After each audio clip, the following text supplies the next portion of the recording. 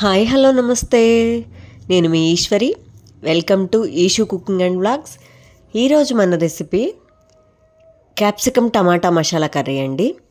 ఇది అన్నం చపాతీలోకి సూపర్ అంటే సూపర్ ఉంటుంది. అండ్ అప్పటికప్పుడు మనము ఈజీగా ఇంట్లో ఉండే వాటితోనే మనము తొందరగా కూడా చాలా ఈజీగా చేసేసుకోవచ్చు.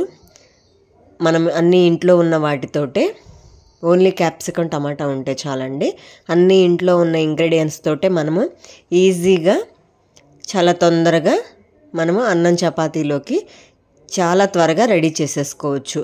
మరి అది ఎలా తయారు చేసుకుందామో చూసేద్దామో. మరి ఫస్ట్ స్టవ్ వెలిగించి ప్యాన్ పెట్టేసి ఒక 2 స్పూన్ల పల్లీలు, 2 స్పూన్ల ధనియాలు, 2 స్పూన్ల ఎండు కొబ్బరి ముక్కలు ఈ విధంగా వేసి కొంచెం డ్రై రోస్ట్ చేసేసుకొని ఆ తర్వాత కొంచెం వేగిన తర్వాత కొంచెం నువ్వులు యాడ్ చేసేసుకుందాం. ఈ విధంగా నువ్వులు కూడా యాడ్ చేసేసుకొని బాగా డ్రై రోస్ట్ చేసేసుకోవాలండి. ఆయిల్ ఇవి ఏమీ వేయకుండా ఈ విధంగా గోల్డెన్ బ్రౌన్ కలర్ వచ్చేంత వరకు రోస్ట్ చేసేసుకొని చల్లారనిచ్చి మిక్సీ జార్లోకి ట్రాన్స్ఫర్ చేసేసుకుందాం. ఈ విధంగా మిక్సీ జార్లోకి ట్రాన్స్ఫర్ చేసేసుకొని 1 ఇలాచి, 2 లవంగాలు, ఒక 1/2 ఇంచు దాల్చిన చెక్క, 1 ఇంచు అల్లము, ఒక 4-5 వెల్లుల్లి రెమ్మలు వేసుకొని కొంచెం వాటర్ యాడ్ చేసేసుకుంటూ ఈ విధంగా వీడియోలో చూపిస్తున్న విధంగా థిక్ పేస్ట్ లాగా రెడీ చేసి పక్కన పెట్టేసుకుందాం. అదే ప్యాన్లో ఆయిల్ వేసేసి పోపు దినుసులు మొత్తం ఒక 2 స్పూన్స్ వేసేసి కొంచెం ఫ్రై చేసిన తర్వాత ఆ తర్వాత ఎండుమిర్చి కూడా వేసి ఈ విధంగా వేయించుకుందాం.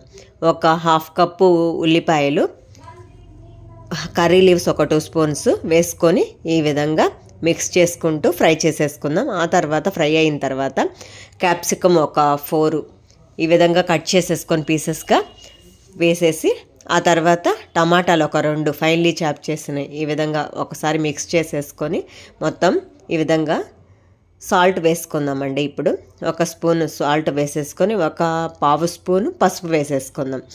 వేసేసుకొని ఒక్కసారి మొత్తం మిక్స్ చేసేసుకొని కొంచెం కారం, 1 స్పూను కారం మీకు సరిపడా వేసుకోండి.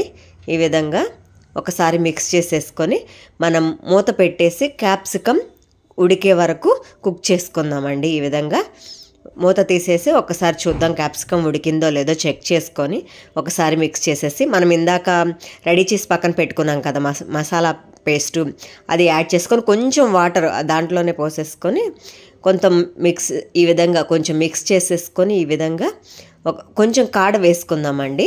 మీకు మసాలా పేస్ట్లోనే కొంచెం పులుపు కావాలంటే చింతపండు కూడా యాడ్ చేసి పెట్టేసుకోవచ్చు. ఇంకొంచెం వాటర్ యాడ్ చేసేసి ఈ విధంగా మొత్తం కలుపుకొని మూత పెట్టేసి మొత్తం మసాలా పేస్ట్ దగ్గరికి అయ్యి మొత్తం కుక్ అయ్యే విధంగా ఆయిల్ సపరేట్ అయ్యే విధంగా ఈ విధంగా వచ్చేంత వరకు కుక్ చేసుకోవాలి. ఇదే స్టేజ్లో మీకు ఫ్రెష్ కొరియాండర్ ఉంటే వేసుకోవచ్చండి. నా దగ్గర అవైలబుల్లో లేదు, సో అందుకే కస్తూరి మేతి 1 స్పూన్ యాడ్ చేసేసి ఈ విధంగా మిక్స్ చేసేసి టర్న్ ఆఫ్ చేసేసుకుందాం.